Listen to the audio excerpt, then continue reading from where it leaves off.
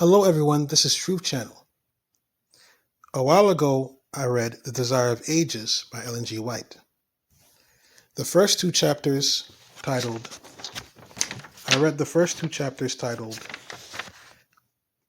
God with Us, which was chapter 1, and The Chosen People, which was chapter 2.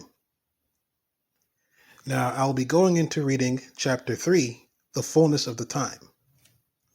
Now, before we begin, I would like to ask that you please like, share, and comment under this YouTube short. Now, without any further ado, I'll be reading The Fullness of the Time, chapter 3. When the fullness of the time was come, God sent forth his Son to redeem them that were under the law, that we might receive the adoption of sons. Galatians 4, verse 4 and 5. The Savior's coming was foretold in Eden, when Adam and Eve first heard the promise. They looked for its speedy fulfillment. They joyfully welcomed their firstborn son, hoping that he might be the deliverer. But the fulfillment of the promise tarried. Those who first received it died without the sight. From the days of Enoch, the promise was repeated through patriarchs and prophets, keeping alive the hope of his appearing. And yet he came not. The prophecy of Daniel revealed the time of his advent, but not all rightly interpreted the message. Century after century passed away. The voices of the prophets ceased.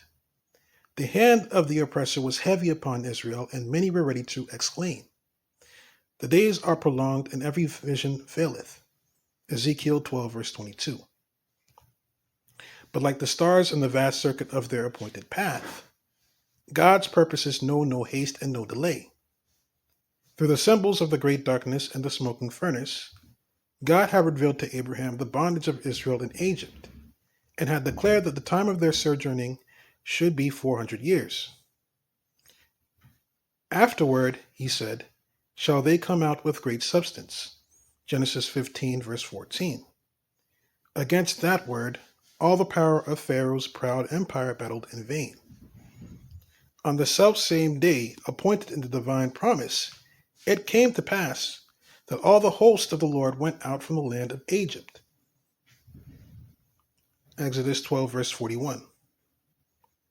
So in heaven's council, the hour for the coming of Christ had been determined. When the great clock of time pointed to that hour, Jesus was born in Bethlehem.